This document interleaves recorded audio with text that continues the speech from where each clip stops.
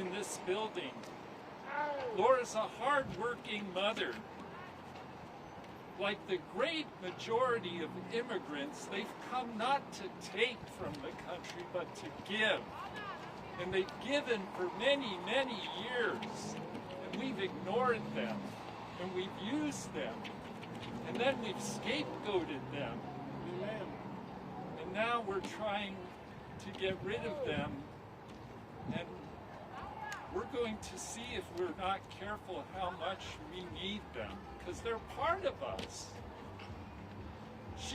Laura simply did her part, as immigrants do throughout the country, to raise their children in our country. They love our country. She's not a criminal, nor does she deserve to be treated as one. This community welcomed their new neighbors over the last couple of years and lived in peace. We know that many people seeking safety came to the South Shore community, and the safety was disrupted by our administration's violent and inhumane tactics this week. This was a violent attack, and there's trauma from this raid that will be felt by our community. In the aftermath, we see our neighbors protecting neighbors in a beautiful act of solidarity. We see ourselves coming together. We're not just one race, we're many races. We're America. And we're committed to continuing to build on that as people of faith. Part of why this operation was so harmful is that it was carried out in the middle of the night, indiscriminately, and it displaced people in the building. And now, as Anna said, it's become more difficult to reach out to those who have the right, according to our Constitution, for legal and community resources. So, as a faith leader, I too call on the community to support and help find the families that were taken. As faith leaders, we must welcome and serve our brothers and sisters. As Pope Leo recently reiterated, serving our immigrant brothers and sisters is a pro-life issue. We need to support our immigrant brothers and sisters. We need to welcome a stranger. If we see immigrant and customs enforcement, ICE, in our community, we do need to call ICIRR, the Family Support Hotline, at the number mentioned, 855-435-7693. We know that within ICE there are people that, they're not all bad people, but they need to focus on criminals. They need to focus on those who are really a problem, not on families, not on immigrants who are good people and supporting the country, seeking to make this country great again. Thank you.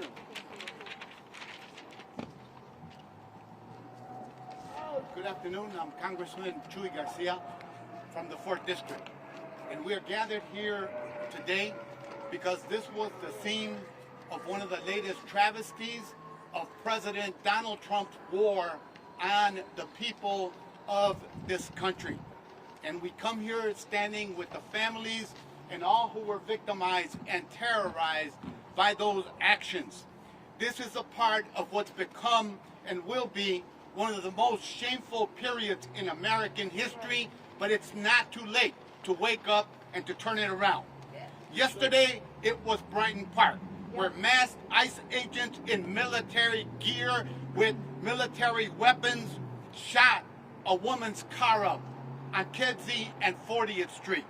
Last week, they choked a black man on the west side and stormed our community in a military-style raid. Let's be clear, ICE is not about safety. ICE is about control and sowing fear amongst our people. When an agency built to intimidate is handed billions of dollars, it only spreads terror everywhere where it can.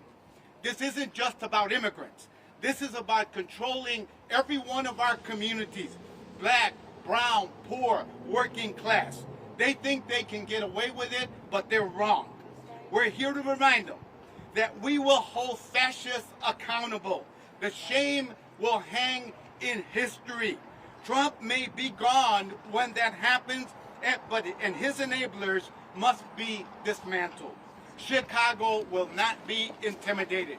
Our city's strength has always come from the immigrants and the working people, from the native inhabitants to the city's first founder, Jean-Baptiste du Salvo, our black Haitian founder, to the waves of Polish and Mexican and countless others who have helped build our city.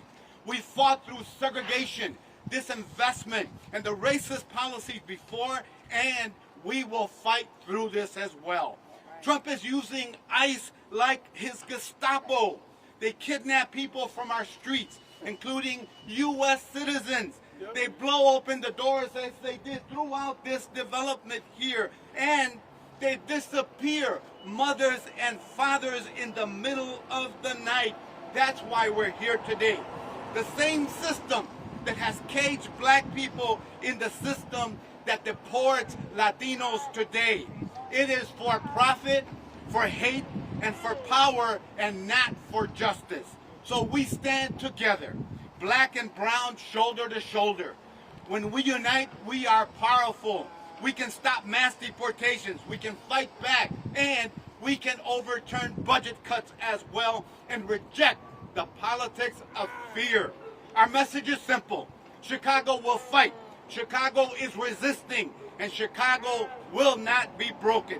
Together, we will build a country that is just and that protects every American family as they should be protected. Thank you. Thank you. Thank you. Thank you. Thank you. Español. Muy buenas tardes a la prensa hispanoparlante. Estamos aquí hoy para denunciar la acción de terrorismo que ocurrió aquí a medianoche, hace solo una semana, donde desaparecieron personas, las secuestraron, donde tumbaron puertas, donde terrorizaron a todos los habitantes de este edificio, incluyendo afroamericanos y latinos en particular. Estamos aquí para denunciar lo ocurrido aquí, como ayer lo vimos en plena vista en la comunidad de Brighton Park, donde tirotearon a una persona, donde intentaron terrorizar a la comunidad, incluyendo con armamento militar. Pero la comunidad prevaleció, la comunidad resistió y la comunidad exigió justicia, lo mismo que hacemos aquí hoy. Muchas gracias. Ahora me da gran gusto de presentar a la representante Delia Ramírez.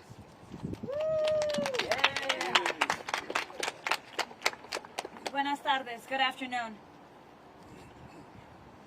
I'm grateful to be here with Congresswoman Kelly, Congressman Jackson, Congressman García, and the community who is saying, under our watch, this will not happen ever again.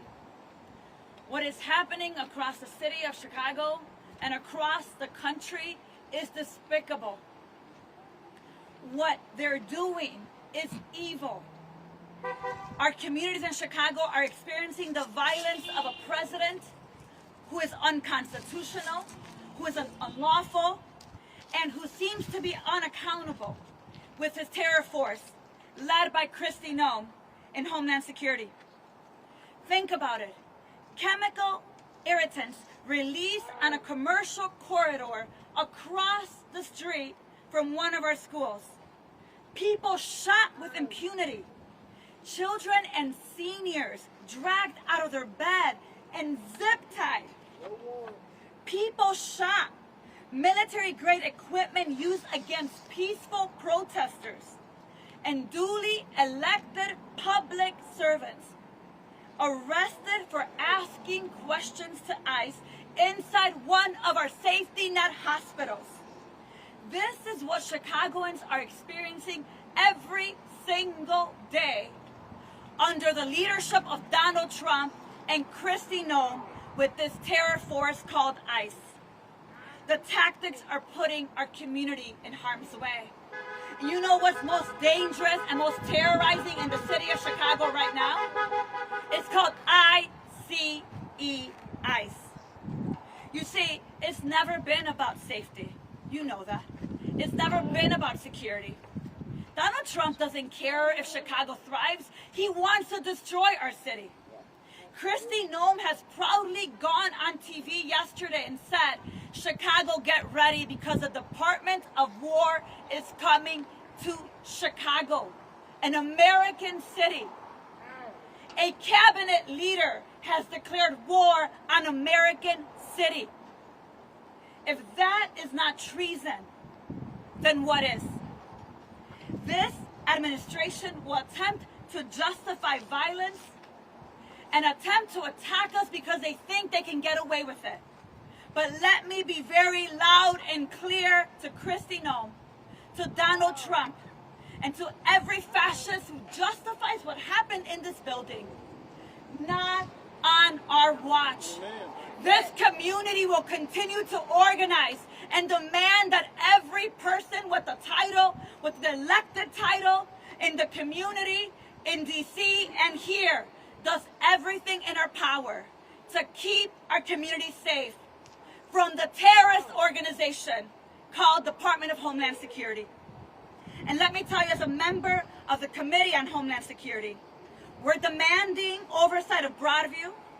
We're requesting and demanding a meeting with the Chicago Field Office Director Russell Holt, and we want a full investigation in what is happening across the city of Chicago and the entire state of Illinois. We're going to continue to call for that because it is our job to do everything in our power to hold them accountable.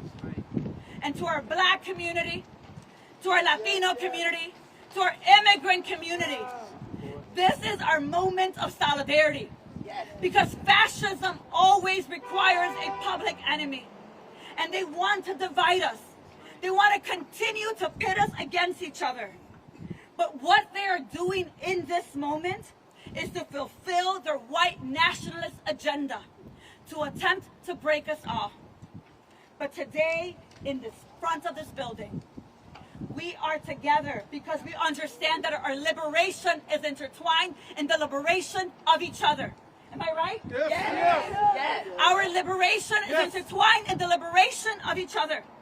We will not allow you to come for Black lives, immigrant lives, trans rights, our community. We will take care of our community. Yes. And Chicago does not need the National Guard. Solidarity and unity across a rainbow coalition is a resistance that will get us through this moment and over the next few years and keep us safe from Donald Trump and Kristi Noem. And so let me just say a few words in Spanish. La solidaridad es lo que nos va a sacar adelante.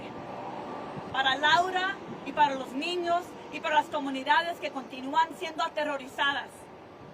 Para nuestras familias que en este momento están determinando si pueden salir a la tienda a comprar comida. Para la gente que no ha ido a trabajar en 2 semanas por el miedo que uno de estos agentes en máscara te quiera no solamente arrestar, sino que balacear. Quiero que sepas que nosotros como comunidad en solidaridad, todos juntos continuaremos demandando contabilidad y pidiendo y demandando al presidente y a Kristi Noem que tengan contabilidad, que dejen esas redadas porque eso no tiene nada que ver con crimen. El crimen más grande en la ciudad de Chicago en este momento lo está cometiendo ICE. Así que quiero que sepan que la solidaridad en la comunidad afroamericana, en la comunidad inmigrante, en la comunidad latina, es la manera que nosotros salimos adelante y nos cuidamos uno al otro.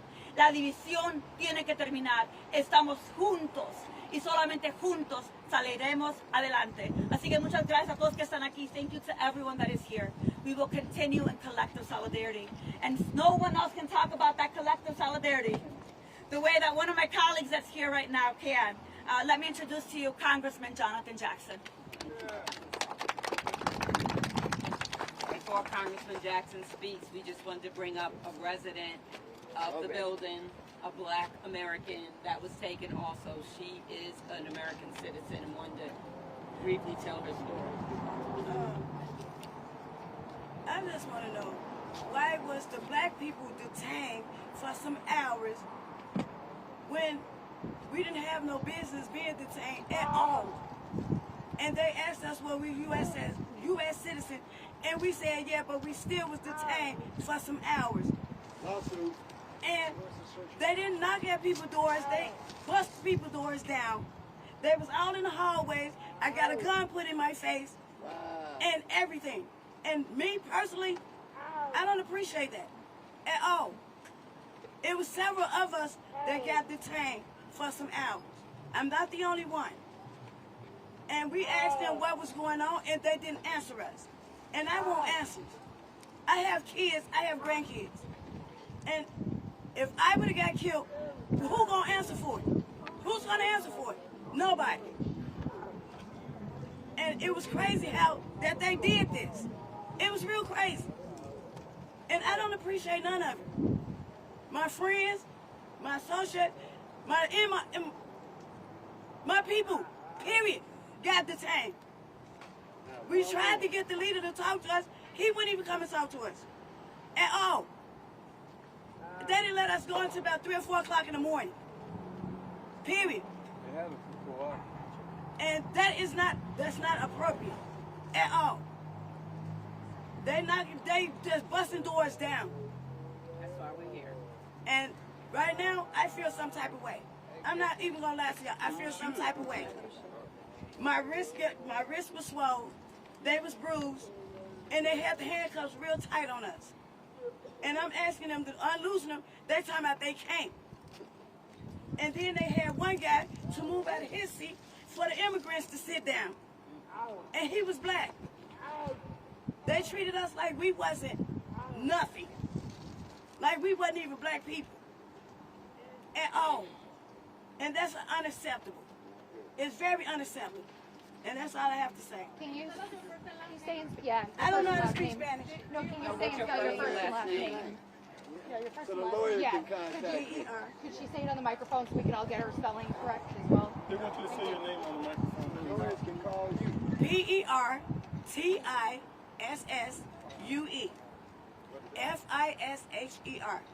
Pertissue Fisher. Thank you. And I'm 54 years old. Thank you. Thank you so much. I'd like to thank my colleagues. I'd like to thank Congresswoman Robin Kelly, Congresswoman Dalia Ramirez, Congressman Garcia. What you've seen here is a crime scene that will go down in history like Elaine massacre, that will go down in history like the brutality of a government. We are standing together, black and Hispanic, the religious community and white. The Trump administration has failed. It will not work. We will not be separated. Hispanics and blacks were living peacefully together in this building. Now this building has been emptied out. This is another property that will not pay property taxes. The renters, people that have paid their rent, have now been made homeless. Children were brought out of this building with zip ties, put on the ground right here in front of us in the middle of the night. The president said he was going after felons. No, he's going after families. We all look like we are immigrants. We have to stop this immediately. We continue to stand up in the midst of this bestiality on behalf of the federal government. We will meet it with love. We will meet it with civility. We will meet it with humanity. We demand decency. U.S. citizens have had guns drawn on them, long-barreled guns put in their face in the middle of the night. You think this may not happen to you? Yes, it can. These people are living peacefully. And in closing, I would like for you to know, these people have the presumption of innocence. We stand by the Constitution. We're simply asking the federal government to still believe in the Constitution of the land. We still believe in due process. There's a presumption of innocence. There are men, soldiers, and women that have told me they have been triggered by their PTSD. They've not been able to talk in 2 days. They've just started coming forward. It's a trauma. Now, as you look at this school across the street, children aren't going back to school. This building has now been abandoned. And we're going to ask you as a congressional delegation that have been denied our rights of oversights to go into Broadview and to go into facilities. We're demanding that the federal government recognize us as co-equal branches of government. We simply want to see, we want to administer justice. This privatization and this bestiality, this brutality, when you go in here, you're going to see apartments trashed. You're going to see that the boarders came in, those persons that have the contracts to do the boarding up of the properties. Then this will go off of the tax rolls. Then this will be salvaged as scavengers. We want our community to stay whole. Look at the end of the block, and you will see this building had been newly renovated, and now it's been gutted once again. So we're asking that you all would join us, the members of the congressional delegation, to please join us and take a walk into the building with us. The security lock has been broken. The doors are now wide open. I'm Congressman Jonathan Jackson, and I thank you so much for coming out. And we're asking for decency and humanity in the face of this Trump bestiality and brutality. Yeah. Media, did you want to get in front of us? Or how would you like? You want to call me out? Okay. Hey, Jonathan.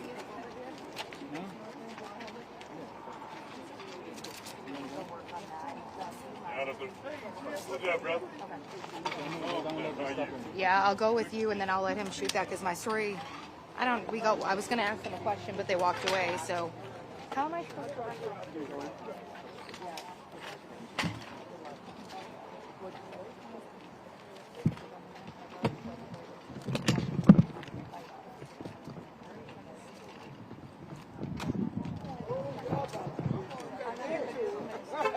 Hey, go in. If you really want it, go in. You're about to see. Y'all about to see some You real about to stand see. up. My name is Gary. I do better than the guy, dog. Go in there.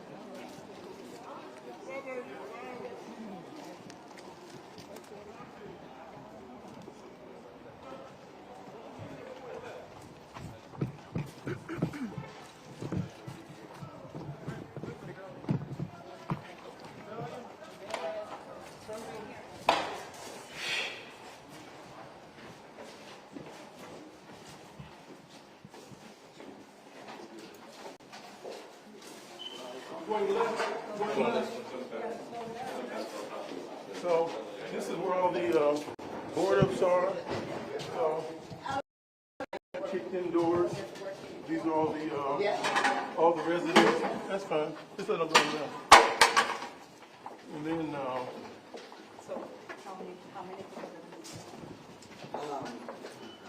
These are the doors. How many were living here? Over 2,000. Most of the places. we're going to make another left. Got the doors. Another left? Yes, sir. Another left?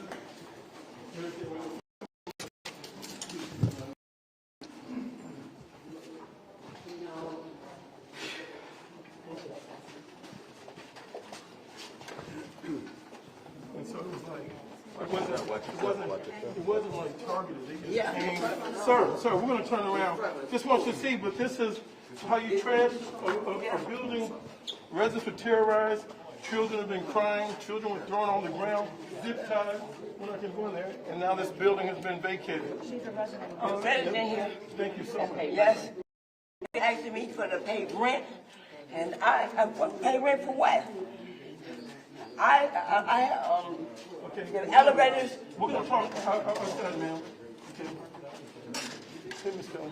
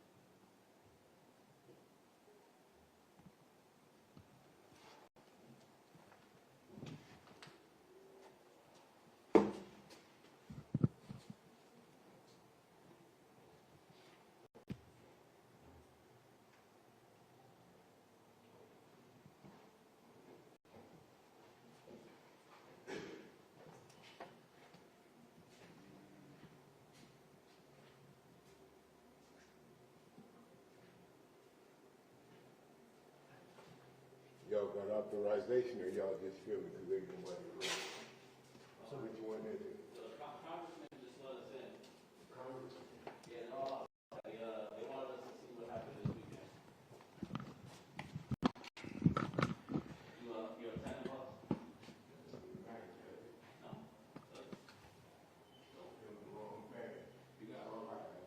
You got it, man. Congressman, this is things already happened.